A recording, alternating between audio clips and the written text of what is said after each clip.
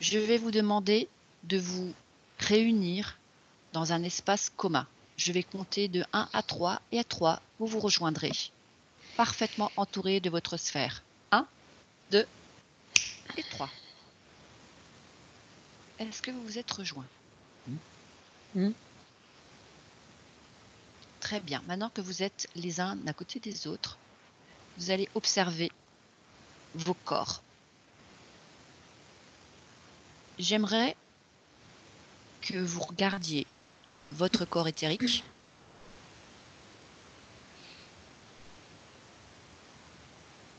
Et que vous me disiez si vous voyez quelque chose de l'un ou de l'autre qui semble différent, pas juste, pas à sa place. Si quelqu'un remarque quelque chose, qu'il me le dise.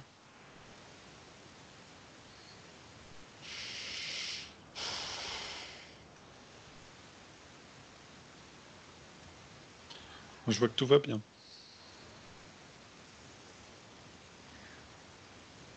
Pour moi, ça va aussi. Oui, Fabienne, tu as parlé avec ton chien? Oui, Je le vois pas loin.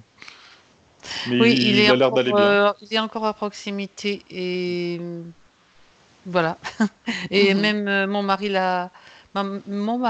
l'a senti aussi. On en a parlé hier. Il m'a dit oui, mais je sais qu'il est encore là.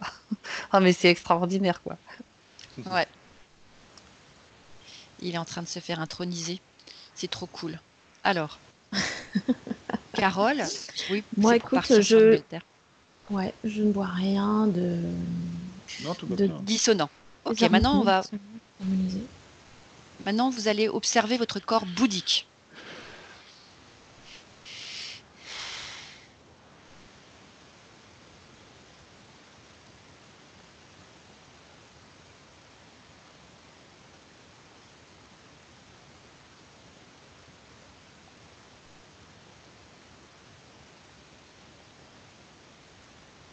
À quoi ressemble votre corps bouddhique?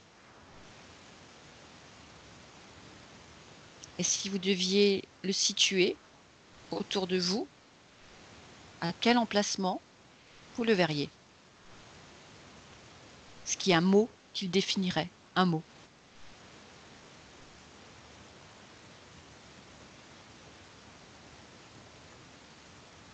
Non, rien du tout? Moi, j'ai juste une information qui est venue, c'est-à-dire quand tu as parlé du corps bouddhique, j'ai vu tout d'abord un être, je sais pas, enfin, je me suis vue avec un autre aspect dans la position du Bouddha. Bon, ça, ce sont des images, hein, c'est des schémas, je Mhm. pense, mentaux. Après, j'ai essayé de voir plus loin. En fait, ça m'a amené à l'intérieur parce que tout se passe à l'intérieur. On peut avoir les informations à l'intérieur de nous-mêmes ou à l'extérieur. C'est la même chose. Enfin, je sais pas si j'arrive à m'exprimer. Si tu veux, moi, Mhm. ça m'a fait plonger à l'intérieur. Et donc, j'ai vu une forme un petit peu de, tu vois, comme, au début, je pensais que c'était comme un œuf, mais non. C'était plutôt comme une forme d'ogive, en fait. Donc, un petit peu plus refermé, plus élongé sur le haut. Donc, ça, c'était la forme du corps bouddhique Mhm. qui m'est apparue dans un premier temps. À quel niveau elle se situe, ça m'a envoyé, quand tu as posé cette question, je n'ai pas réfléchi, j'ai été projetée directement dans une enquête qu'on avait faite toutes les deux, où je voyais la Terre en train sur un plan où elle est tout le temps en méditation. Ben, c'est la même chose, il est sur ce plan-là. Alors lequel, j'en sais rien pour l'instant. Mhm. Mais moi, voilà, je te donne en vrac tout ce que j'ai pu Selon toi, percevoir. quel autre mot pourrait remplacer corps bouddhique? Corps christique? Non, ça c'est un autre corps qu'on ira regarder tout à l'heure. Un mot, juste un mot. Un mot. À quoi Alors, sert ce corps bouddhique, d'après vous?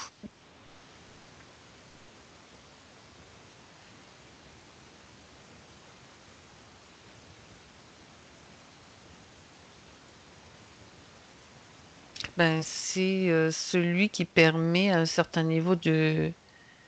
Je te dis, je le vois en méditation continuelle, en fait. Mhm. Et donc, c'est la sagesse, je dirais sagesse. Moi, c'est comme ça que ça vient. D'accord, Mathieu, où est-ce que tu es parti? Bah moi j'ai demandé à Siddhartha, comme Fabienne, vu qu'il y a des mots qui ressortent. Il m'explique que c'est protection. Protection, c'est comme la couche d'ozone pour le... Alors je sais pas si c'est le dernier corps qu'on a, mais ça fait la protection, c'est le dernier corps. Et que les vibrations, nos vibrations viennent rebondir dessus. C'est marrant parce qu'il m'a montré les différentes couches comme la Terre en fait. Avec, si tu prends, alors ça doit être la ionosphère. Et puis tu as plusieurs couches comme ça qui... C'est ce qu'il m'a montré. Alors, est-ce que ce serait la dernière couche de notre partie physique? Oui, Carole? Et Bah, éthérique. je voyais en C'est fait, ça. je voyais Bouddha recevoir l'information, récepteur d'information, décodage. Je De sais pas notre si c'est en corps rapport. physique. Hein? On Ouais. reste sur une sphère plus physique. Et si je vous dis le mot esprit, est-ce que ça vous parle? Ouais. Bah oui, pour moi, oui. Tout Moi, ça m'amène simplement. sur un autre corps, C'est un autre Lequel? corps. christique. Alors, je sais Toi, pas tu parce as le... que... Non, mais en tout cas, ouais, ça remonte très très haut, là. Bah, justement, ça, c'est un corps qui est plutôt dans la partie supérieure. Supramental. Alors, Moi, je la vois encore au-dessus. le corps Supramental. christique. Ouais. Après, Alors, c'est que des mots, hein, mais... justement, ce qui est intéressant, c'est qu'on ait réussi à faire la différence entre tous ces différents corps, parce que chacun peut nous apporter d'autres réponses et d'autres solutions à certains de nos problèmes. Par exemple, le corps bouddhique, si vous deviez lui demander un service ou qu'il vous réponde à une question, est-ce que vous auriez un exemple qui se manifesterait maintenant?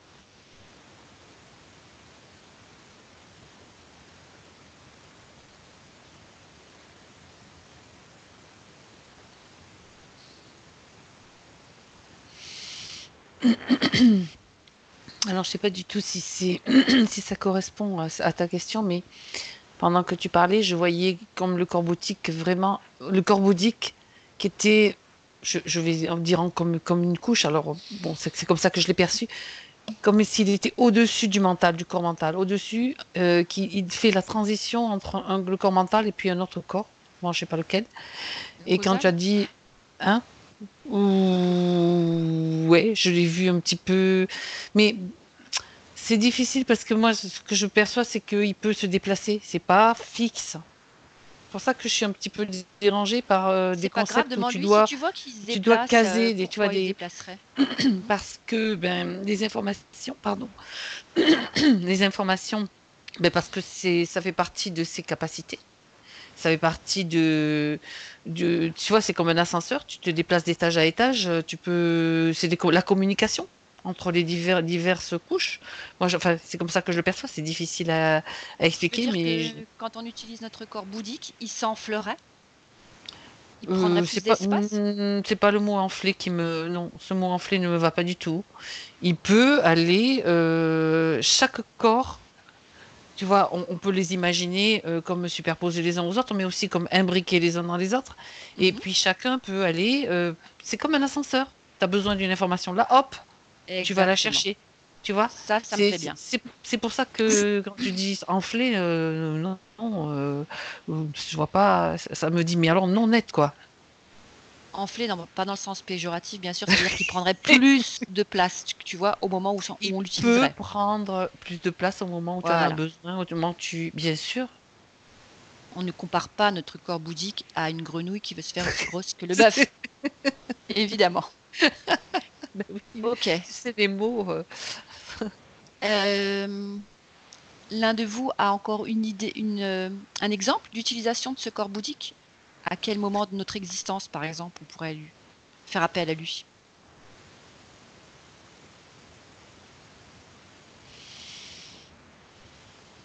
Il n'y a rien qui vous vient. C'est pas grave. Est-ce qu'il peut servir de protection entre, je l'ai entendu tout à l'heure, le mot protection. Euh, entre, par exemple, notre corps éthérique et Oui, je dis oui parce une que attaque. Mm. Oui. Pourquoi?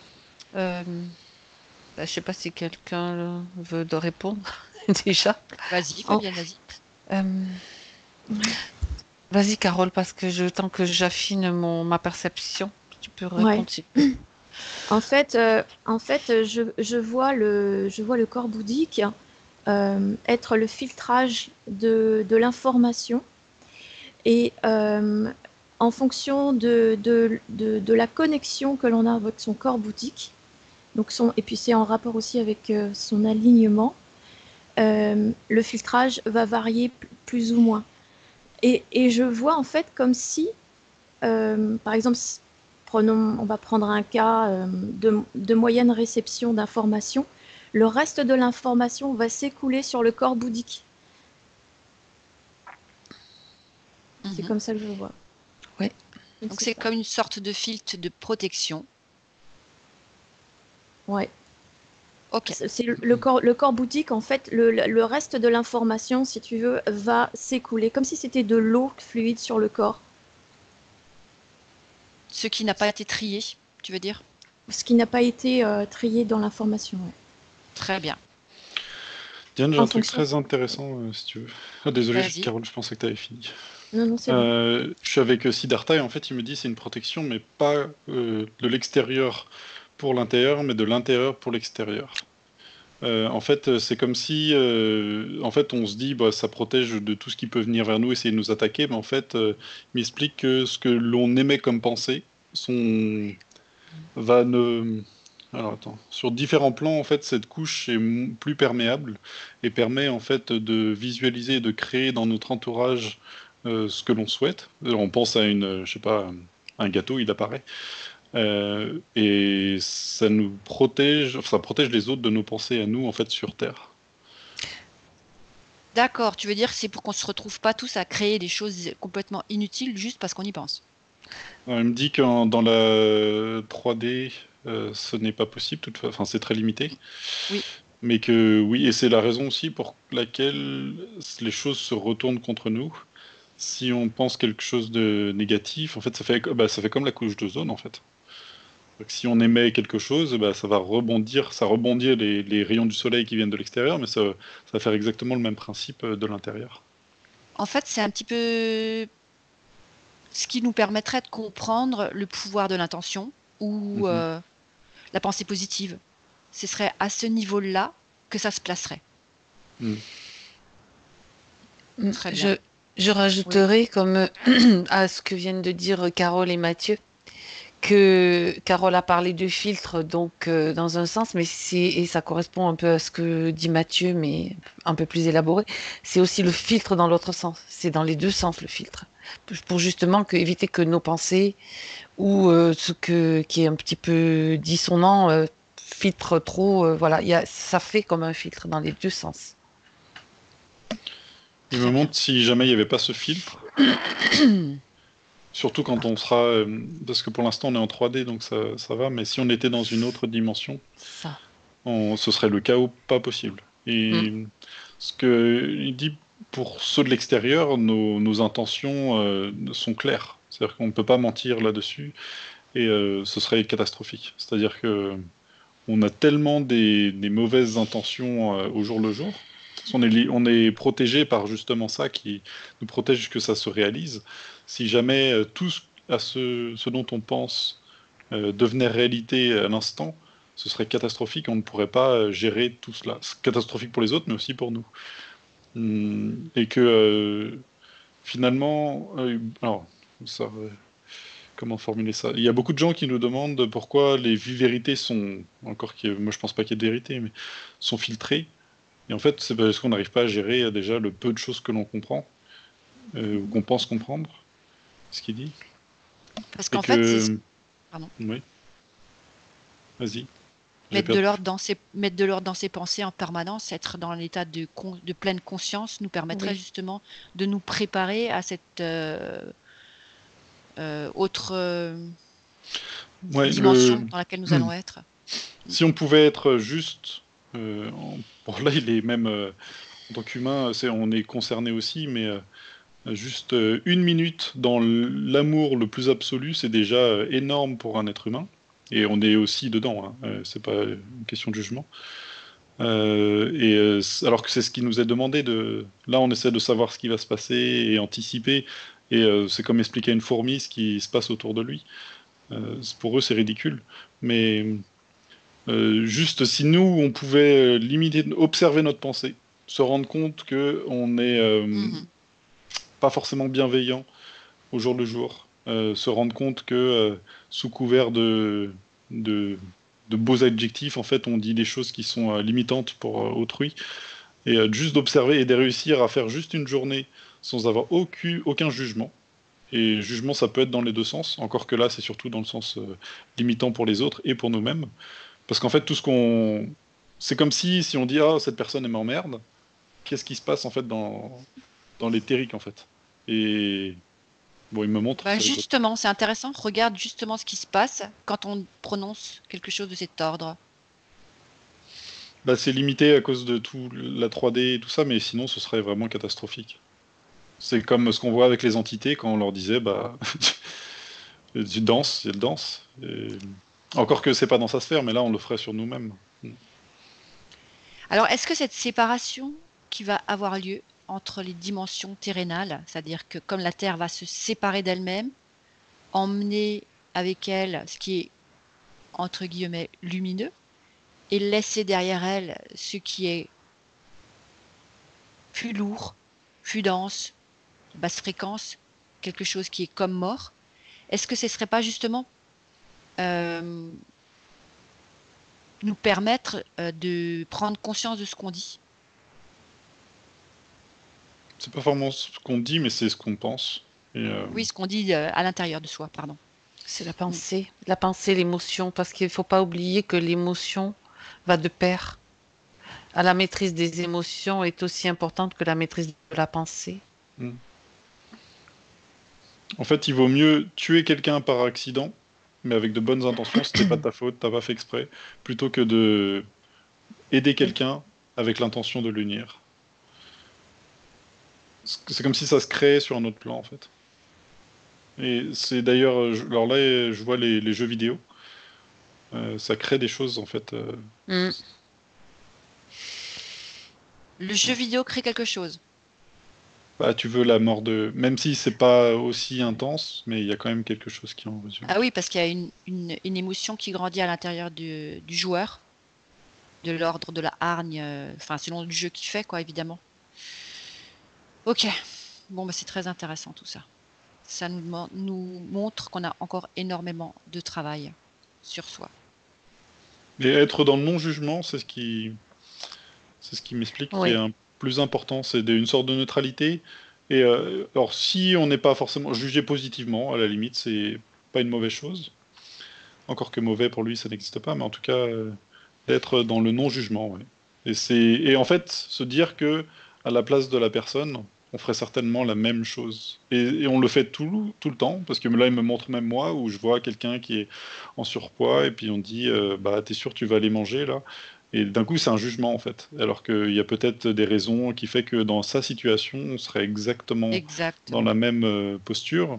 Et là, bon, là, c'est ce que je vois moi-même, c'est effectivement cette personne qui a critiqué le fait que j'ai été attaqué éthériquement parce que je faisais du sport. Cette personne a anticipé le fait que bah tiens, c'est bien fait pour toi parce que t'as fait du sport pendant le confinement. Elle n'a pas pris en compte que je pouvais vivre dans un autre pays à l'autre bout du monde où le confinement n'a plus lieu. Et, euh, et elle a jugé par rapport à ses principes, mais elle a déjà jugé en fait. Et le fait de juger, c'est envoyer parce qu'elle a dit que c'était bien fait finalement pour moi. C'est un exemple de montrer on ne peut pas avoir la vérité et que ça n'existe pas et chacun a sa propre perception des choses et que juger... Quel était l'impact de cette attaque verbale?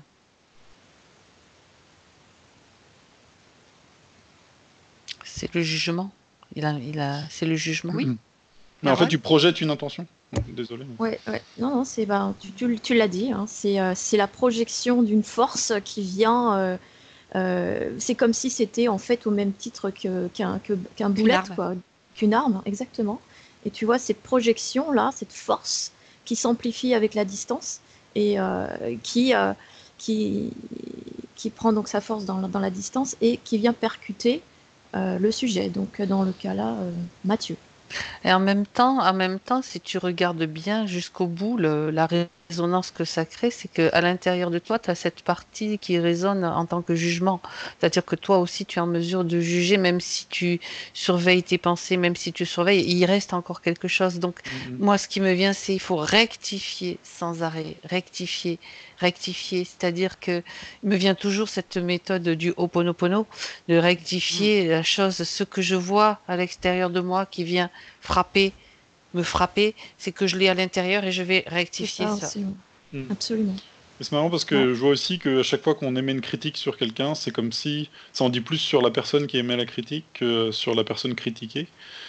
Et c'est vrai qu'il y a toujours ce côté boomerang qui revient là. Alors j'avais du mal à comprendre, mais comme si ça revenait.